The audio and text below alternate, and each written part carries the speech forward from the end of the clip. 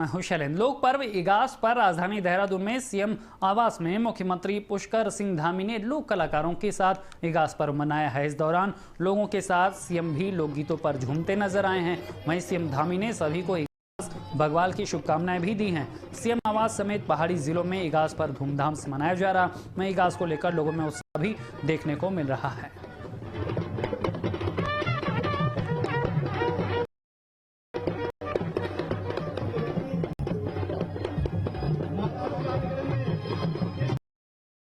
देहरादून की तस्वीरें हम आपको दिखा रहे हैं, किस तरह से लोक पर्व की धूम देखने को मिल रही। इगास बग्वाल का ये लोक पर्व, जिसमें किस तरह से सीएम पुष्कर सिंह धामी भी आज, वो तस्वीर हम आपको देहरादून से दिखा रहे हैं।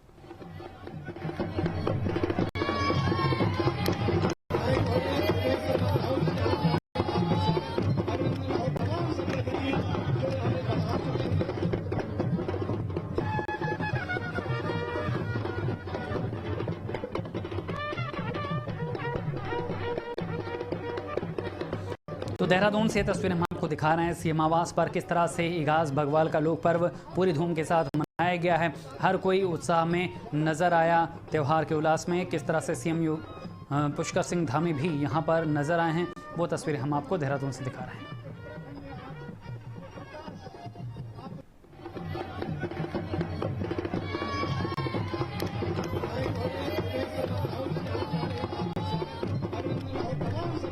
देहरादून की तस्वीरें हम आपको दिखा रहे हैं, जहां पर आप देख सकते हैं किस तरह से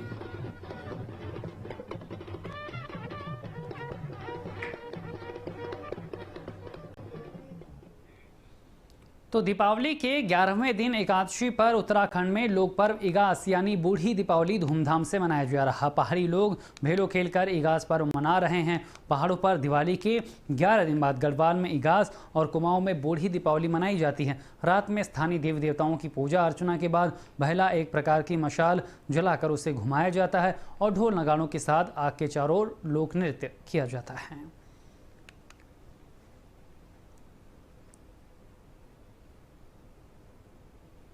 तो देहरादून से हम आपको ये तस्वीरें दिखा रहे थे, किस तरह से सीएम आवास पर आज इगास बग्वाल मनाया गया है। एकादशी पर मनाया जाना वाला ये लोक पर्व पूरे उत्तराखंड में आस्था का बड़ा त्यौहार है, जिसमें किस तरह से लोक नृत्यों के साथ, लोक रंगों के साथ इस पर्व को मनाया जाता है।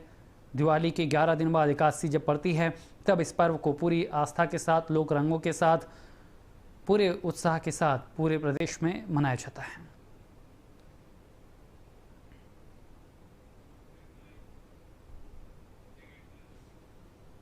इधर हिमाचल प्रदेश में विधानसभा चुनाव के लिए चुनावी बिगुल बज चुका है। भारतीय जनता पार्टी सत्ता में दोबारा लौटने के लिए पूरी ताकत झोंक रही। दिग्गज नेता हिमाचल में ताबड़तोड़ रैली कर रहे, तो वहीं सीएम धामी भी हिमाचल के चुनावी रण में उतर आए हैं और चुनावी रैली और जनसभा कर प्रत्याशियों के पक्ष में वोट मांग रहे हैं। रिपोर्ट देखिए।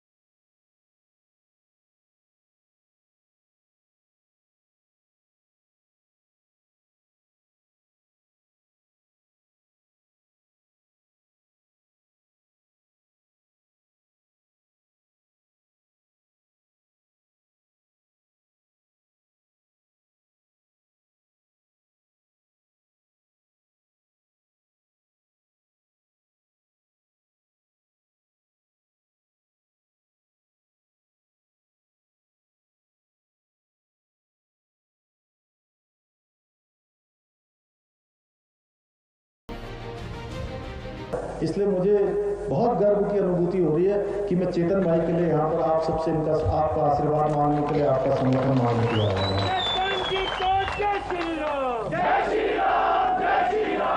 आप सबका उत्साह बता रहा है इस विशाल जनसभा में कि निश्चित ही हिमाचल में मिशन अगेन को सुनिश्चित कर उत्तराखंड में भी, उत्तराखंड की तरह ही हिमाचल में भी भारतीय जनता पार्टी की प्रचंड बहुमत की सरकार बनने वाली है। मणिमहेश, हिडिंबा मंदिर, ज्वालाजी मंदिर, माँ चिंतपूर्णी मंदिर, हमारे कुष्मांडा मंदिर, चामुंडा मंदिर जैसे समूचे विश्व में भारत की आध्यात्मिक चेतना को जगाने का काम ये मंदिर कर रहे हैं।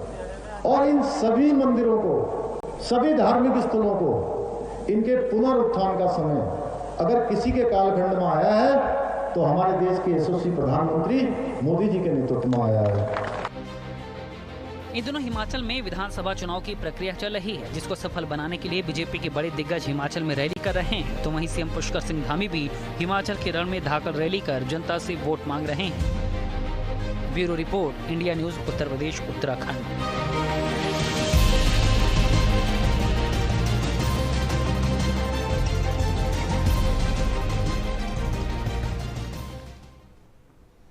और अब खबर उत्तरकाशी से है, जहां पर हिमाचल के जुब्बल कोटखाई क्षेत्र में चुनावी रैली और जनसभाओं को संबोधित करने जा रहे सीएम धामी को आराकोट हेलीपैड पर मिलने आए लोगों को मायूस होकर वापस लौटना पड़ा। सीएम धामी के इस व्यवहार पर लोगों ने नाराजगी जताई और जनता की उपेक्षा का आरोप लगाया। लोगों का कहना है कि 18 अगस्त 2019 से आपदा से सड़क, पुल समेत दूरदराज में सेब के बगीचों के साथ कृषि भूमि को काफी नुकसान पहुंचा है, लेकिन आज तक पीड़ितों को मुआवजा नहीं मिल पाया। कई बार शिकायत की गई, लेकिन कोई कार्रवाई नहीं हुई। बता दें कि हिमाचल के जुब्बल कोटखाई में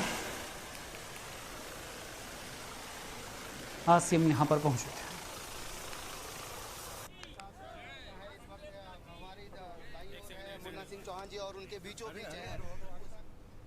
इधर मुख्यमंत्री पुष्कर सिंह धामी ने प्रदेश की महिलाओं को बड़ी सौगात देते हुए लखपति दीदी योजना की शुभारंभ किया। 9 नवंबर को राज्य स्थापना दिवस के मौके पर होने वाले कार्यक्रमों की सीरीज में मुख्यमंत्री धामी ने लखपति दीदी योजना और मेले की शुरुआत की और लाभार्थियों को प्रशस्ति पत्र भी वितरित किए। सीएम धामी ने कहा कि इस योजना से प्रदेश के स्वयं सहायता समूहों से जुड़ी महिलाओं का फायदा होगा। इस योजना के जरिए महिलाएं आत्मनिर्भर बनेंगी। समूहों से उन्होंने अपील की कि वो अपने समूहों से ज्यादा महिलाओं को जोड़े। उन्होंने कहा कि सरकार का लक्ष्य है कि 2025 तक प्रदेश की समूहों से जुड़ी 3,67,000 महिलाओं को लखपति बनाया जाए।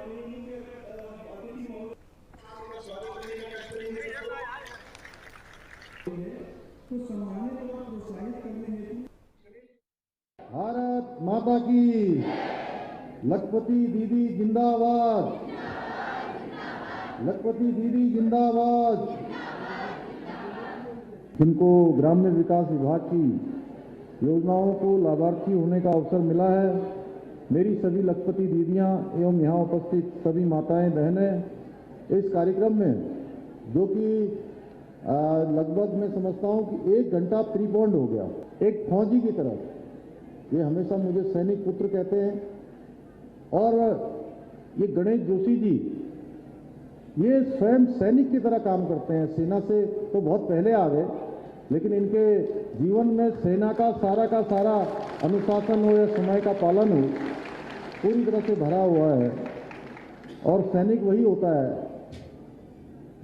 देखिए, जरूरी नहीं है कि जो सेनाओं में हर कोई सीमाओं में जाकर देश की रक्षा में अपना योगदान नहीं दे सकता है, लेकिन हम प्रत्येक भारतवासी, माननीय प्रधानमंत्री जी कहते हैं कि प्रत्येक भारतवासी अपने अपने स्थानों पर वो सैनिक है। और अब खबर पिथौरागढ़ से है, जहां पर नेता प्रतिपक्ष यशपाल आर्य ने कांग्रेस कार्यकर्ताओं के साथ बैठक की और लोकसभा चुनाव 2024 को लेकर मंथन किया गया। नेता प्रतिपक्ष ने कार्यकर्ताओं को चुनावी मंत्र देते हुए भविष्य की योजनाओं को लेकर सुझाव दिए। साथ ही उन्होंने जागरूक कर जनता से कांग्रेस के प्रति विश्वास बढ़ाने के लिए जोर दिया। यशपाल आर्य ने कहा कि कांग्रेस भारत जोड़ो यात्रा उत्तराखंड में करने जा रही, जिससे सीमांत के दुर्गम इलाकों में बसे लोगों तक वो पहुंच पाए और उनकी समस्याओं को हल किया जाए।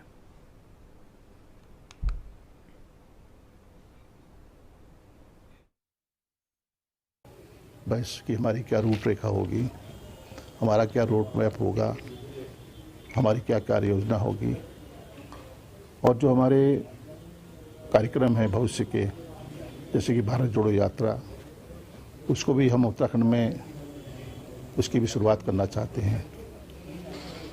और हम चाहते हैं कि पिथौरागढ़ जो हमारा सीमांत जनपद है, भारत जोड़ो यात्रा की शुरुआत यहाँ भी हो। इधर मिशन 2024 से पहले कांग्रेस सभी जिलों में बैठक कर रही। अल्मोड़ा में प्रदेश कांग्रेस की बैठक को लेकर प्रदेश प्रभारी देवेंद्र यादव ने कहा कि 6 जिलों के पदाधिकारियों के साथ बैठक कर सुझाव लिए गए हैं, जिसमें तय हुआ है कि माड़ा गांव से भारत जोड़ो यात्रा को ब्लॉक लेवल तक निकाला जाएगा। इसके साथ ही उन्होंने कहा कि जो लोग बैठक में शामिल नहीं हुए उन पर कार्रवाई की जाएगी।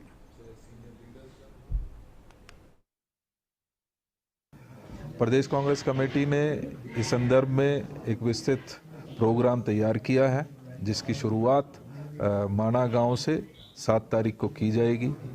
सुबह बाबा बद्रीनाथ जी का आशीर्वाद लेते हुए माना गांव पहुंचा जाएगा और वहां से ये यात्रा शुरू होगी। चुनाव हुआ है, हमारी लिस्ट जा चुकी हैं। बहुत जल्दी आपको हमारी पहली लिस्ट जो है डिक्लेयर दिखेगी, जिसमें हमारे महामंत्री होंगे, सचिव होंगे, उपाध्यक्ष होंगे और हमारे क्या कहते हैं वरिष्ठ जो सीनियर्स हैं जिनको विशेष आमंत्रित किया जाता है, उनकी एक सूची गई है। और इस बार आपको मैं कहूँगा कि जैसे पहले 400-500 लोगों की कमेटी होती थी, वो नहीं होगी। बहुत छोटी कमेटी हम लोग बना रहे हैं और जितने लोग भी इस बार कमेटी में ले जाएंगे उनको कोई ना कोई जिम्मेदारी दी जा रही है, जिसकी मॉनिटरिंग भी की जा सकेगी और समय समय पर। और 5 साल से ज़्यादा कोई भी एक पद पर नहीं रहेगा। और अब खबर काशीपुर से है, जहां पर कांग्रेस कार्यकर्ताओं ने पूर्व सीएम हरीश रावत का जोरदार स्वागत किया। इस मौके पर हरीश रावत ने प्रदेश सरकार पर हमला बोलते हुए कहा कि भाजपा के राज में कानून व्यवस्था पूरी तरह से चौपट हो गई है। आपराधिक किस्म के लोग अपने बिलों से निकलकर घटनाओं को अंजाम दे रहे हैं, जिससे हर तरफ त्राही त्राही मची हुई है। वहीं उन्होंने कहा कि भाजपा के कार्यकाल में किसान भी परेशान है, किसानों को फसलों के नुकसान का मुआवजा नहीं मिल रहा। ममता उनकी पत्नी की हत्या हुई पुलिसकर्मी, और भी बहुत सारे मामले हैं। यहाँ तक कि दूर पर्वतीय अंचल में जहाँ इस तरीके की वारदात नहीं होते थे, वहाँ भी इस तरीके की घटनाएं हुई हैं। इस पुलिस व्यवस्था इधर बहुत लचर है। इसका दुष्परिणाम पूरे राज्य को लोगों को भुगतना पड़ रहा है। और जो बुनियादी कारण है पुलिसिंग के कमज़ोर होने का, पुलिस व्यवस्था के कमज़ोर होने का, वो है कि पुलिस का राजनीतिक उपयोग भारतीय जनता पार्टी ने प्रारंभ किया है। अपने राजनीतिक स्वार्थों के लिए आप यदि पुलिस का उपयोग करेंगे तो फिर पुलिस कानून व्यवस्था के पालन में हमेशा लचर साबित होगी। इधर प्रदेश के पूर्व मुख्यमंत्री त्रिवेंद्र सिंह रावत ने रिस्पना नदी को पुनर्जीवित करने के अभियान की शुरुआत की। देवभूमि विकास संस्थान के जरिए मसूरी वुडस्टॉक स्कूल में इस अभियान की शुरुआत की गई। इसके अलावा उन्होंने सभी लोगों से रिस्पना नदी को ऋषिपर्णा बनाए जाने के लिए अपनी सहभागिता सुनिश्चित करने की अपील की। कठिन रास्ते से होते हुए पूर्व सीएम उद्यम स्थल तक पहुंचे और विधि विधान के साथ पूजा अर्चना कर रिस्पना नदी के पुनर्जीवित करने के अभियान का शुभारंभ किया। उन्होंने कहा कि अगर जनशक्ति और राजनीतिक इच्छा शक्ति हो तो रिस्पना नदी को ऋषिपर्णा बनाए जाने का सपना बड़ी आसानी से साकार हो सकता है।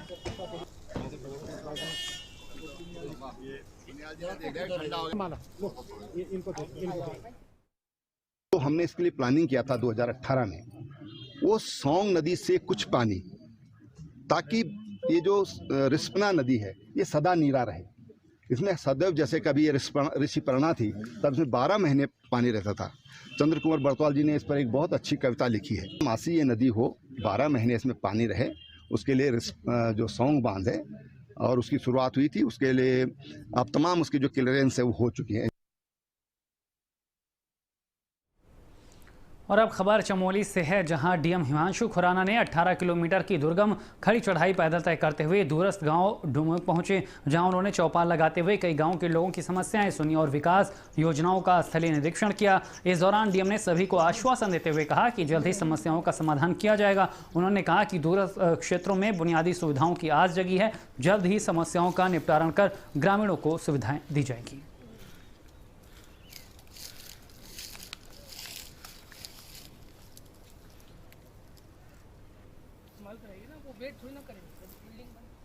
इधर चमोली के जोशीमठ में एक बार फिर भालू के सक्रिय होने से दहशत का माहौल बना हुआ है। यहां गुरुवार देर रात मनोहर बाग में मदन प्रसाद के घर का दरवाजा तोड़कर भालू घर में घुस गया। वहीं लोगों ने शोर मचाते हुए भालू पर हमला कर भालू को घर से बाहर भगाया। बता दें कि पहाड़ पर आए दिन जंगली जानवरों का आतंक बना रहता है और यहाँ लोग खौफ में जीने को मजबूर हैं।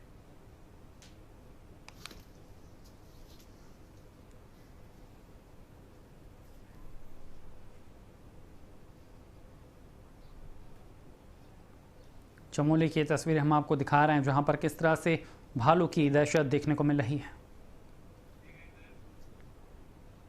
और अब खबर लोहाघाट से है जहां पर डीएम चंपावत ने प्राथमिक विद्यालय सुला की तस्वीर बदल दी है। डीएम ने सालों से जर्जर हालत में पड़े इस विद्यालय का सौंदर्यीकरण करवाया है। अब जल्द ही यहां पढ़ाई शुरू की जाएगी। बता दें कि अप्रैल महीने में बारिश और अंधड़ से इस विद्यालय की छत उड़ गई थी, जिससे छात्र बिना छत के विद्यालय में पढ़ने को मजबूर हो रहे थे, जिसका संज्ञान लेते हुए डीएम ने शिक्षा विभाग के अधिकारियों को फटकार लगाई थी और विद्यालय भवन की मरम्मत करने के निर्देश दिए।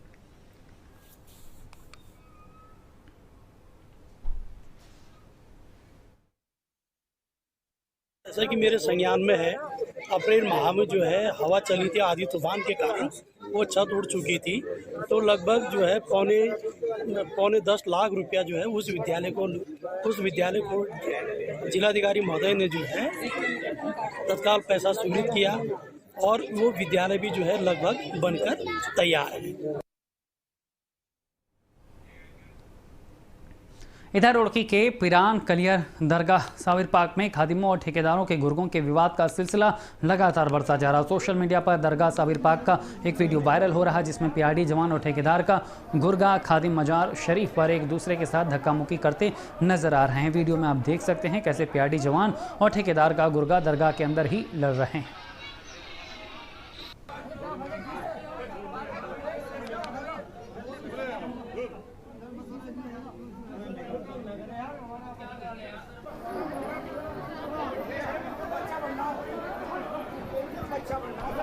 रुड़की की तस्वीरें हम आपको दिखा रहे हैं यहाँ पर किस तरह से दरगाह के अंदर ही लड़ाई की तस्वीरें सामने आई हैं।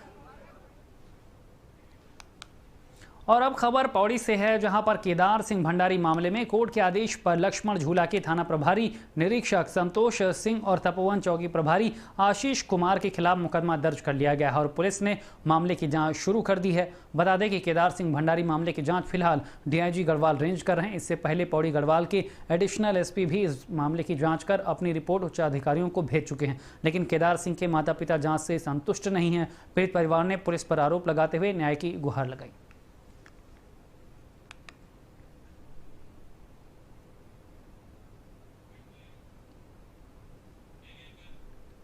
इधर उत्तराखंड में कानून व्यवस्था सवालों के घेरे में आ गई है। एक के बाद एक हत्याओं से पहाड़ दहल रहा। लक्सर में मामा ने अपने ही भांजे की गोली मारकर हत्या कर दी। विवाह समारोह के दौरान मामूली विवाद होने पर मामा को इतना गुस्सा आया कि उसने अपने 20 वर्षीय भांजे विशाल की गोली मारकर हत्या कर दी और मौके से फरार हो गया। फिलहाल हत्या के बाद क्षेत्र में हड़कंप मचा हुआ है और सीओ समेत लक्सर कोतवाल मौके पर मौजूद है।